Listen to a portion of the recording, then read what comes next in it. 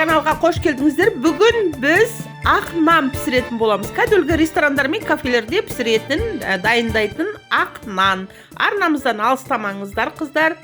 Қазір бізге ең бірінші керегі ұн керек,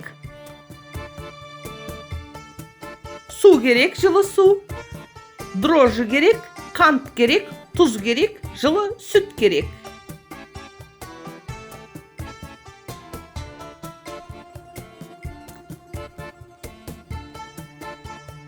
Қыздар, ең бірінші жылы суымызға, суымыз қатты ыстық болып кетіп жүрмесін. Саусақтарымызбен осылай байқап көреміз. Ыстық болмасын. Соған толар толмас үлкен қасықпен бір қасық дрожжи саламыз. Тура сондай қылып қант саламыз.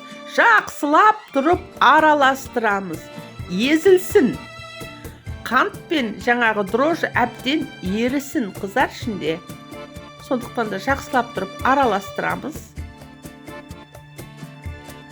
Содан кейін барып ұн себеміз. Қыздар, қай нәрсе қанша грамм керек екенін барлығын описанияға жазатын боламын. Мінекей, ұнды салып, енді соны дұрыстап тұрып араластырамыз. Комок болмасын ішінде, қыздар. Мінекей, араласқан кезде тура бір дрожжи сияқты болсын.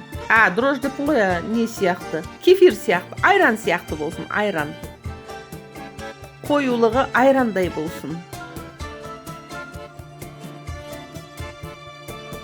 Енді тура осыны бетін жауып, жып жылы жерге 15-20 минутқа қоя тұрамыз. Енді кейбіреулер 10 минут қояды, ол дрожжиға байланысты. Міне, қыздар, менде 20 минут тұрды.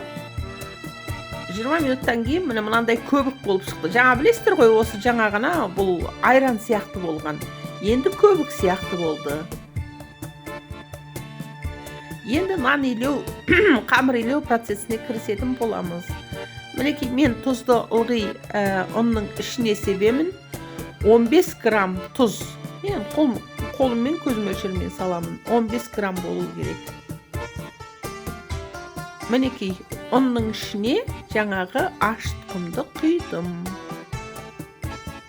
Аш тұқымды толық құйдым. Сүтті құйдым. Енді қамыр илеу процесі басталады. Жаңағы ыдыста қалып қойған аш тұқымды толық құйып жібердім. Мінекей, қамырым иленіп дайын тұр. Мен осы жерде мен бір қателік жіберіп қойдым. Осы жерде қолымды сұйық майға майлап жіберіп барып басуым керек болатын ең соңында. Сондықтан да қазір целлофан жабысып қалатын болады қамырға. Сіздер ол қателікті жібермеңіздер, қыздар.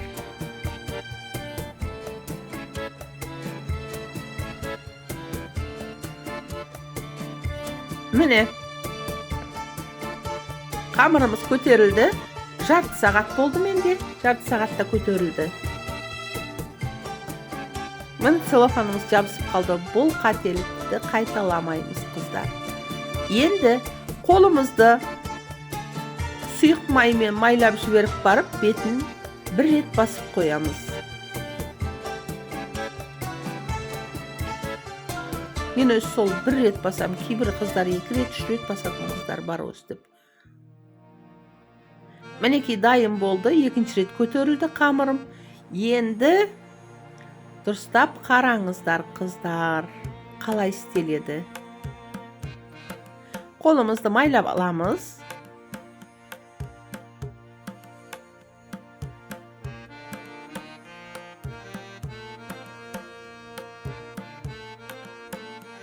Мінекей, 100 граммнан қазір өлшейтін боламыз. Тура 100 грамм болуы керек. 100 грамм болғаннан кейін оны дөңгелетеміз.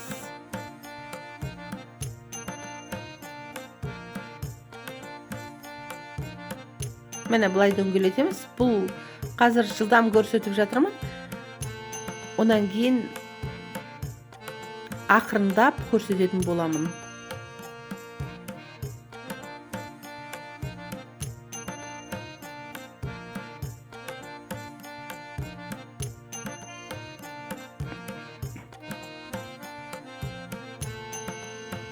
Mine aldım. Қалай дөңгелетеміз қыздар? Міне қараңыздар. Bir үлкен ең жуан бармағыммен ар итеремін.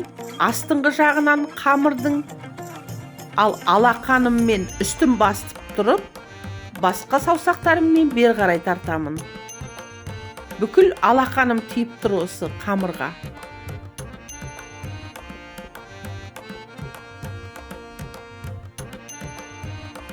Сол кезде бұл дөңгелек болады. Ал көп қыздардың қателігі қалай болады? Менікі дөңгелек болмайды дейді де, міне осылай жасайды. Осылай жасайды. Ол дөңгелек болмайды әрине. Бұны міне тура бұлай жасау керек. Түп дөңгелек болып шыға келеді.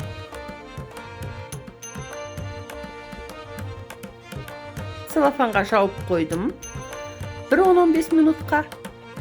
Енді мына листқа тізіп жатырмын.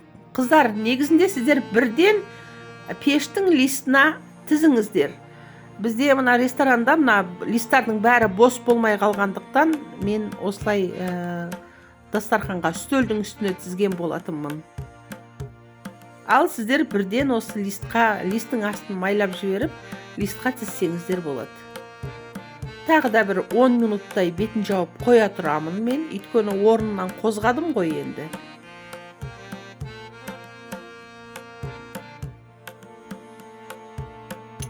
Міне, бір 10 минут өтті. Бетін осылай басамыз. Ең бірінші тең ортасынан 2 бармағымызбен бір басып аламыз да, сосын кейін сол жерді кеңейтеміз.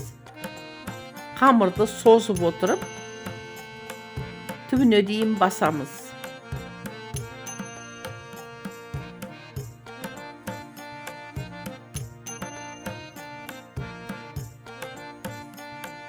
Көрініп тұр ғой қыздар, е?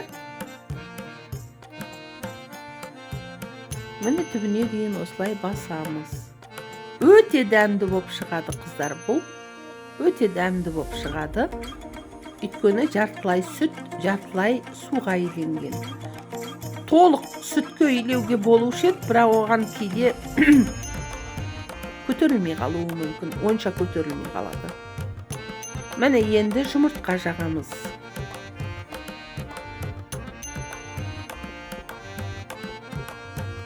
Кисточканың көмегімен бұл нандарға жұмыртқа жағып шығамыз.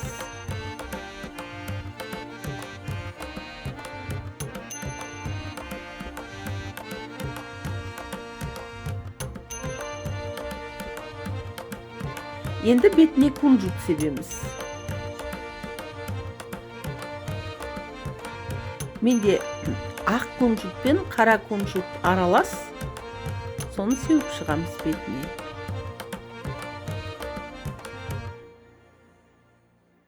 Енді бірден қазір пешке салатын боламыз. Бетін жаңағы басқаннан кейін бірден саласыздар қыздар пешке. Қызып тұрған пешке. Мұнда 190 градуста қызып тұрған пеш, мен 15 минут салып аламын. Бұл ресторанның пеші. Ал енді үйдің пешінде әртүрлі қыздар, әркімнің пешінде әртүрлі. 170 градуста піседі, кейбіреуінікіде 150-де піседі. Кейбіреуде 30 минутта піседі. Мінекей қыздар, ақ нанымыз дайын. Пока қыздар.